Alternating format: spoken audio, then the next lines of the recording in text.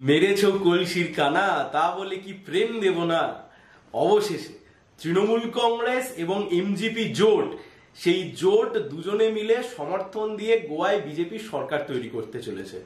আপনারা যারা শুনে অবাক হচ্ছেন, আপনাদের জন্য আবার একবার আমরা বলছি, মহারাষ্ট্রবাদী গমন্থক পার্টি এবং তৃণমূল কংগ্রেসের যে জোট ছিল গোয়াতে, সেই জোট বিজেপিকে সমর্থন দিয়ে বিজেপি সরকার গড়তে চলেছে।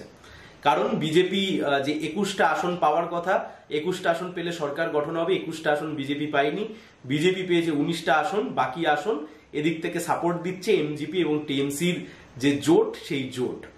এখন দেখুন, তৃণমূল কংগ্রেস এবং বিজেপির এই যে আঁতাত, এই আঁতাত বহু পুরনো আঁতাত। আমরা বারংবার আপনাদেরকে বলেছি যে সারদা, নারদা, রোজ ভ্যালি, গরু বা এই কয়লা, সোনা, এত কিছু নিয়ে এতদিন ধরে তৃণমূল কংগ্রেসের অর্ধেক নেতা জেলের মধ্যে গিয়ে বসে থাকতো।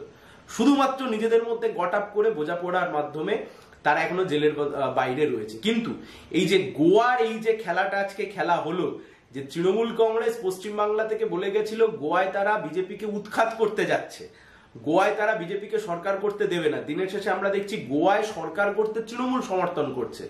এই খেলাটার সূত্রপাত কবে? এই খেলাটার সূত্রপাত 7 সেপ্টেম্বর 2021 সালের জামনগরের ইডি অফিসে।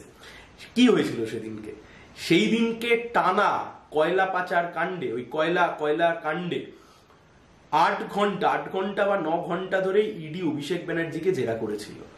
কলকাতার তাবড় সংবাদ মাধ্যমের কাছে সেদিনকে খবর ছিল অভিষেক ব্যানার্জি হয়তো গ্রেপ্তার হতে চলেছেন। আমাদের শোনা কথা যে অভিষেক ব্যানার্জি হয়তো গ্রেপ্তার হতে চলেছেন এই কয়লা কাণ্ডে।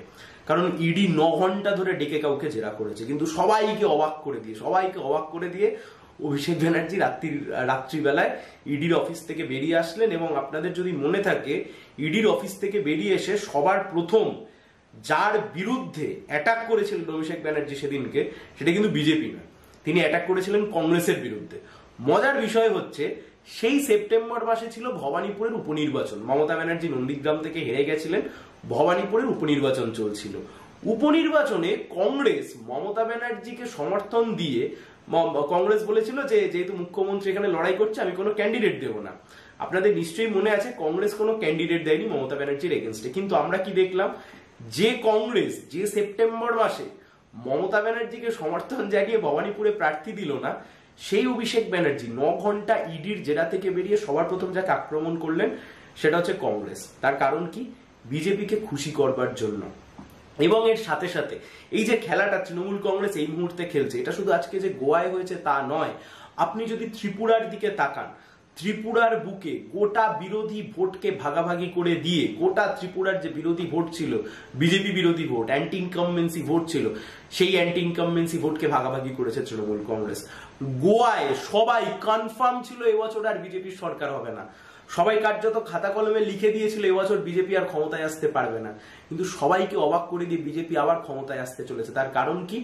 গোয়ায় যে বিরোধী ভোট, বিজেপি বিরোধী ভোট, অর্থাৎ প্রতিষ্ঠান বিরোধী যে ভোট, সেই ভোটে ভাগ বসালো গিয়ে তৃণমূল কংগ্রেস। আপনি কি ভাবছেন, এত কোটি টাকা খরচা করে বাবুল সুপ্রিয় হতে পারে, সৌগত রায় হতে পারে, ডেরেক ওব্রায়ান হতে পারে, অভিষেক ব্যানার্জি হতে পারে, তৃণমূল কংগ্রেসের নতুন যুবনেত্রী হয়েছেন সায়নী ঘোষ হতে পারেন, এনারা গিয়ে ওখানে এমনি পড়েছিলেন? তাহলে এনারা ওখানে গিয়ে একটাই কারণে পড়েছিলেন, যে বিজেপি বিরোধী যে ভোট, সেই বিজেপি বিরোধী ভোটকে ভাগাভাগি করতে হবে। দেখুন, ভারতবর্ষের বুকে এই মুহূর্তে বিজেপি বা তৃণমূল নিয়ে যখনই কোনো আলোচনা হবে, যখনই কোনো রাজনৈতিক সমীকরণের কথা আপনাদের মাথায় আসবে, সব সময় একটা রাজনৈতিক সমীকরণ ভাববার আগে একটা ফর্মুলা মাথায় রেখে দেবেন। সারদা, নারদা, অথবা রোজ ভ্যালি, অথবা গরু, সোনা, কয়লা, এই সব কাণ্ডে কিন্তু সিবিআই ইডির হাতে ভুরি তথ্য প্রমাণ রয়েছে। কিন্তু আমাদের দুর্ভাগ্য যে কেন্দ্রের সরকারটা চালাচ্ছে বিজেপি। না হলে এতদিন আপনাদের সবার মনে রয়েছে নিশ্চয়ই। আচ্ছা, আপনি বলুন তো, সারদা কাণ্ডে প্রথমবার যখন সিবিআই অর্ডার দেয়া হলো, যে সিবিআই অর্ডার পাস করানো হলো যে সিবিআই তদন্ত করবে, কবে দেওয়া হয়েছিল? বিজেপি তখন ক্ষমতায় ছিল, বিজেপি তখন কোনো খেলাই ছিল না, গেমেই ছিল না বিজেপি। লোকসভা ভোট, 2014 সালের লোকসভা ভোট, সেই সময় কংগ্রেসের সরকার, কেয়ারটেকার গভর্নমেন্ট চলছে সেই সময়তে। লোকসভা নির্বাচনের শেষ ফেজ, লাস্ট ফেজ নির্বাচনের প্রচারের শেষ দিন সুপ্রিম কোর্ট রায় দিয়েছিল। সেই মামলা করতে সুপ্রিম কোর্ট অব্দি কে গেছিলেন? আব্দুল মান্নান, বিকাশ রঞ্জন ভট্টাচার্য। সিবিআই এর জন্য রাস্তায় কে লড়াই করেছেন? Sujan Chakraborty, chit fund sufferers unity forum. আর আমাদের দুর্ভাগ্য, সেই সিবিআই, আমরা যে সিবিআই এর উপর ভরসা রেখে ভেবেছিলাম যে এই সিবিআই হয়তো সে তৃণমূল কংগ্রেসের এই দুর্নীতিবাজ নেতাগুলোকে জেলের মধ্যে পুরবে, আমরা কি দেখলাম? জেলের মধ্যে তো পুরলো না, নিজেদের দিকে নিয়ে গেল।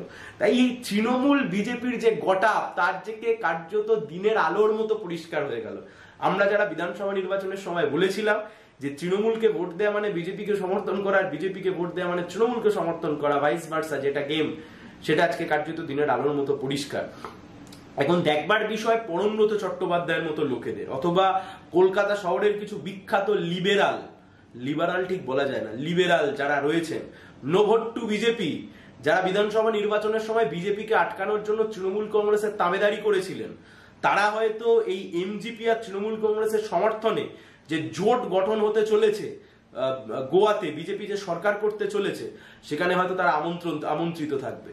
আর আমন্ত্রিত থাকার সাথে সাথে তারা প্ল্যাকার্ড হাতে নিয়ে ঘুরবে। মমতা ব্যানার্জি আসল বামপন্থী, সিপিআইএম দলটা বামপন্থী নয়, আর পরমব্রত চট্টোপাধ্যায়রা গান করবেন, আমি অন্য কোথাও যাব না, আমি কালীঘাটের চটি চাটবো।